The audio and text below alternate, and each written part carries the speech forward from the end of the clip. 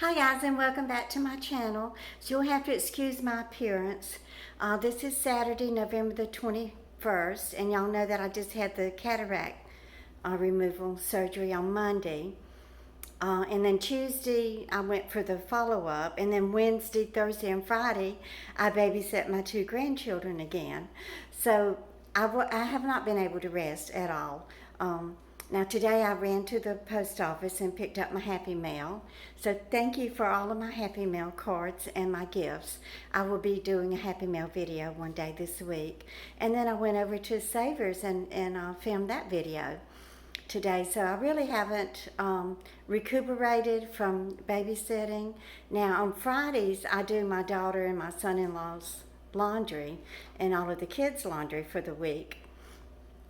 So I had about 4 loads of pretty heavy, big loads of laundry that I did yesterday. And yeah, I know I wasn't supposed to be lifting or bending over, but you know, life just, it doesn't stop even whenever you have surgery. You do rest and, you know, do the best that you can, but I can't just, you know, skip out on my obligations to help my daughter. So I went ahead and did everything that I needed to do. And Jill very seldom asks me to do anything. She's very appreciative and thankful and grateful for every little tiny thing that I do. But she had some potatoes that were starting to get a little soft. So she said, Mom, if you could just peel the potatoes and make some mashed potatoes. So I did that for her yesterday. And I used Melina Brock's mashed potato recipe. So I will link her recipe and the card up here. I don't know if that's your, but it's going to be on your left side of the screen. I will link Melina Brock's mashed potato, because this was the first time I think in my whole life that my mashed potatoes came out absolutely perfect. Not starchy, not too creamy, not too thick, absolutely perfect. And I followed her recipe exactly, except for I did not add the sour cream because my son-in-law does not like sour cream. So tonight I am making a day before payday dinner. Today is actually my YouTube payday, but because it fell on Saturday, I won't be getting my check in the bank until Monday. So, I mean, when you live on Social Security and you have to scrape and pinch and, you know, come up with food ideas when you're out of food and running low on everything, you have to just make do with what you've got. So I'm going to make a dinner tonight that probably costs about 4 bits, and we're going to start with some bologna. So let's get started here. Let me tilt you down a little bit. I hope it's not too low.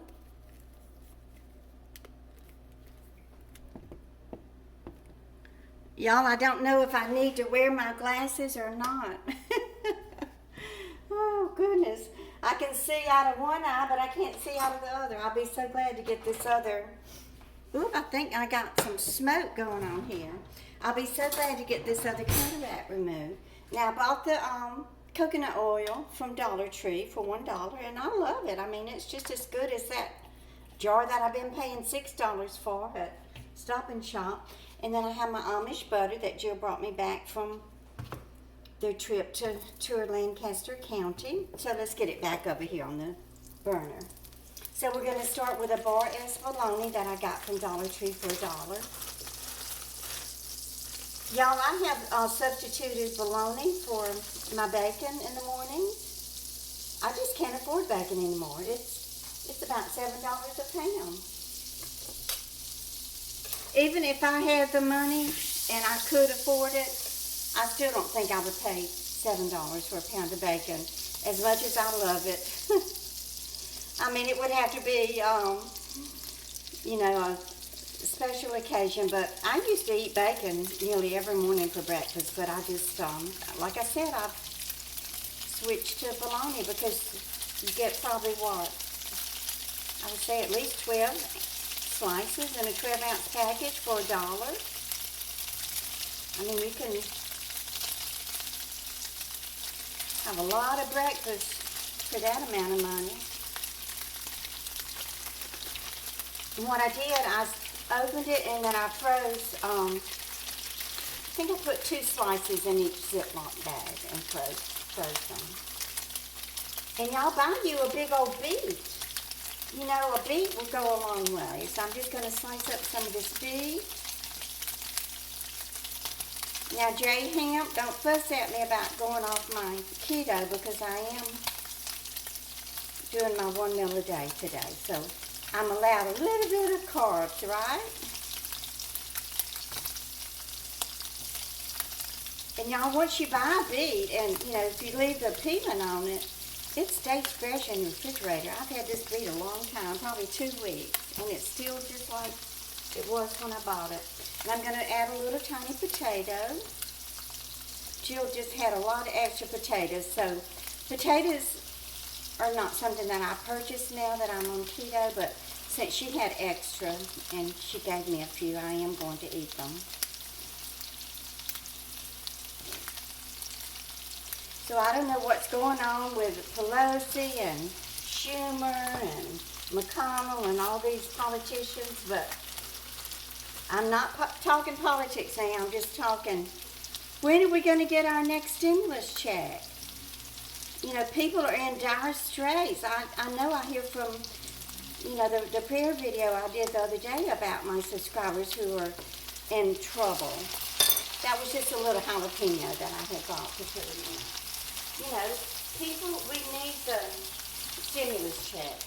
We don't need to be dilly-dallying around up there on Capitol Hill. Just need to pass it. You know, Trump said that he would pass a stimulus check bill after the election. Okay, so the election ended, what, 2 weeks ago? It's time to pass it. People are hungry. They have rent to pay. They have bills to pay. They have mortgages to pay. They have car notes to pay. Just can't dilly-dally around anymore. It's time for the stimulus checks to be sent out.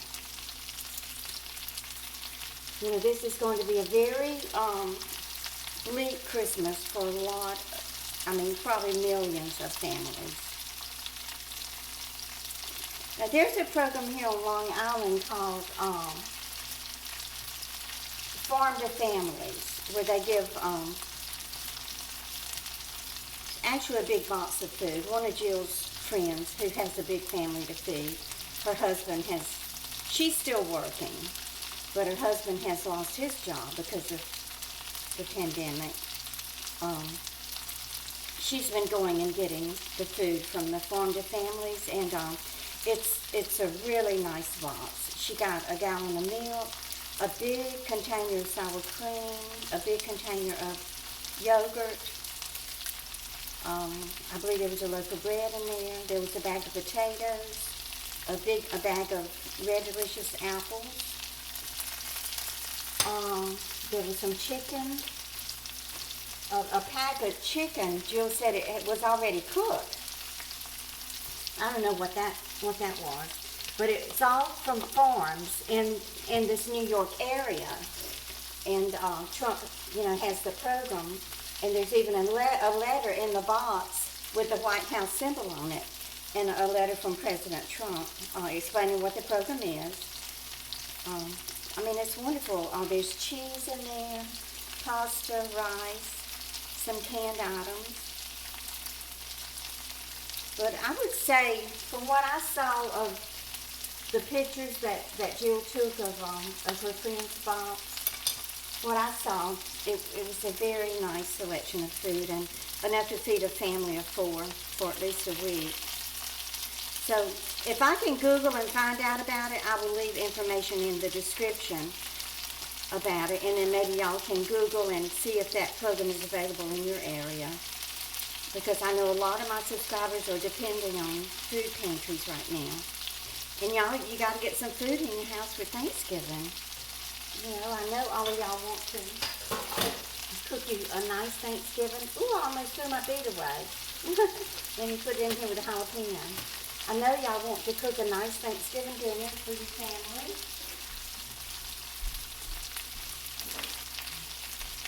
And you need a little help. So I will be continuing my Real Life on Social Security series. I had kind of gotten away from that because I couldn't felt like I didn't want to be deceptive to say I was living on Social Security only when I started earning my YouTube income, because I wasn't living on Social Security only. But basically now that I'm paying over $1,000 a month rent, that takes my entire Social Security check. So I'm actually living on less money. It just depends on, what my views are and how many ads are watched. And if y'all click on the ads, we get paid per click. So it does make a big difference in our ad revenue as to how many people watch the ads and if they actually click and watch more or visit the ad site. It just all, YouTube knows everything. Google knows everything about us. So they know everything. If anybody is actually watching the ads or if they buy from the advertiser, all of that is kept in the analytics and the data, and it does make a big difference. Let me turn this up and let's get this cooking. I could even add another slice of bologna, but I'm going to save that slice for tomorrow night because it's still the day before payday. Tomorrow night I won't get my check until Monday. But I just worry about all of y'all so much, and I just pray for you every day. And I just hope that you are all well and healthy. And y'all please go over to my community post because I have put some prayer requests in there. I'm just getting emails and comments every day. There's so many of my YouTube family members now who are experiencing COVID-19. They've been touched by it in some way or another. Either they have it or close family members have it. Sons, daughters, mothers, fathers. I was in to see my accountant this week, and he was telling me that a good friend of his, I think he said they live in Virginia. The gentleman works in the food industry, and I think his wife works in the hospital industry. So they had both, used protection, and they were doing very well. And his elderly father, who was 85, was living in Florida, but he called a few months ago and said he wanted to move back up here. So they moved him back to, the Northeast, and they were doing well. And then my accountant's friend and his wife both got COVID-19 about 2 weeks ago. And then the 85-year-old father got it from them. And from the time he was diagnosed with it, he died 3 days later. That is so sad. And I just feel so sorry for the son and, the daughter-in-law, because they probably feel guilty that they gave the COVID-19 to the elderly gentleman. COVID-19 is insidious. I mean, you can walk around with it for weeks and not even know that you're carrying it or infected with it. And when Jill first got it, I'm pretty sure she had it probably a week before her symptoms appeared. So if you've been out and about and you think that you may have been exposed to it and you're healthy, don't go near your elderly parents or anybody who suffers from some type of previous illness, because you will infect them. And you don't want to do that. Nobody wants to have any type of, guilt or remorse from knowing that they infected someone and then that person died from it. So a little follow-up on the ruckus that happened outside of my apartment. I did talk to the manager yesterday morning, and she was shocked. I mean, she couldn't believe that the police had to be called here. And, because it is a senior housing complex. But I said, well, are you sure? Because the people that were causing the ruckus were like in their 30s. So I told her which apartment number it was. So she called the resident, who was an elderly lady, and come to find out it was the lady's daughter who had had a fight with her husband, and so they had left and come over here to stay with her mother. And that's when the husband drove up, and he was blowing his horn and just screaming and yelling and cussing, and then the little girl was involved. And so the manager told her, we can't have that here. That's unacceptable. So hopefully that will never happen again. And I'm just thankful that it was not a resident. Because I see a lot of younger people here. I mean, the person underneath me, he has his grandson over all the time, which is okay because I'm going to let my grandchildren visit too.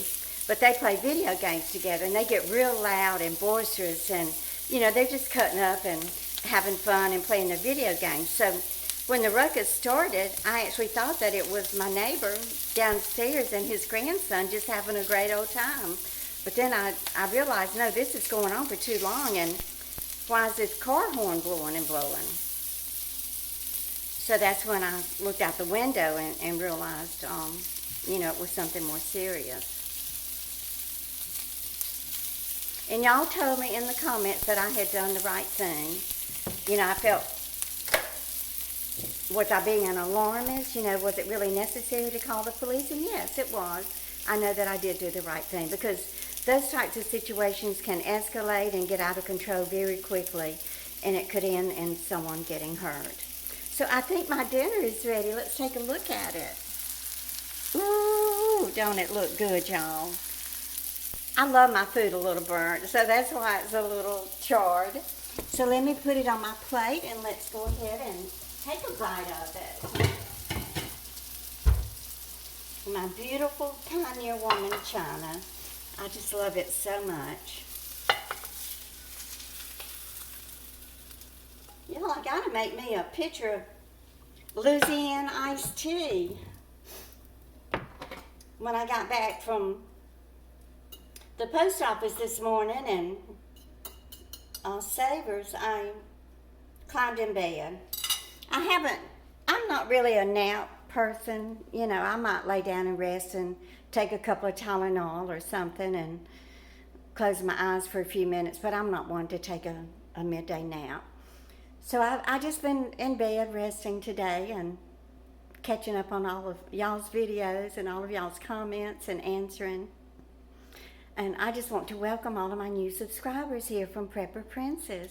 Thank you so much, and you are welcomed here with open arms, and you will be loved and accepted. So feel free to leave your comments and tell me a little bit about you. Where are you from?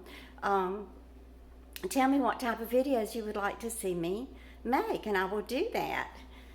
I just appreciate you so much. So let's see if this dinner is cooled off enough, and let me take a bite of it. This is a little octopus-shaped, little spider-shaped tripod. Let's see. I definitely want to get some. I'm going to use a spoon, y'all. I just use the same one I used to dip out the butter and the coconut oil. Let me get down here and blow it a little bit. I'm going to get up close and personal to y'all.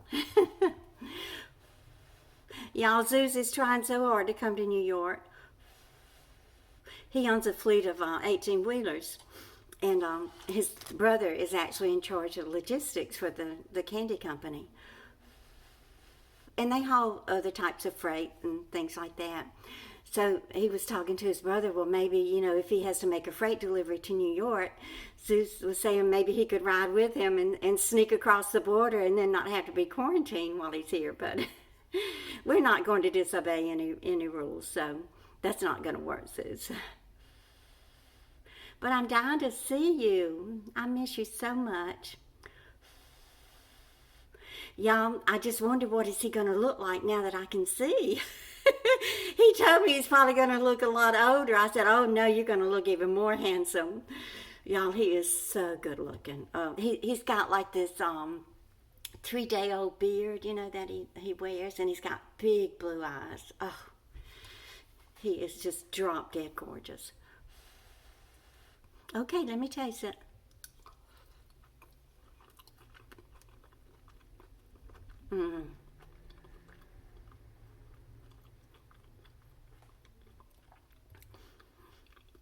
Y'all, this tastes like a 5-star dinner. It actually does. You would never know that it was bologna and that it only cost about 4 bits. 2 bits, 4 bits, 6 bits, $1.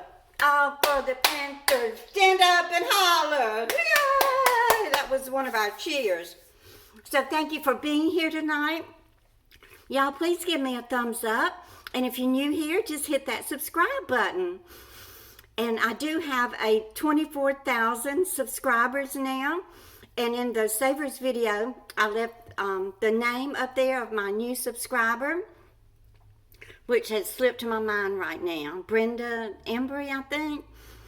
So you need to get in touch with me because you've won a gift. And I will be mailing it to you, but I need your address. Please give me a thumbs up and share. And y'all just keep on coming back. Bye, guys.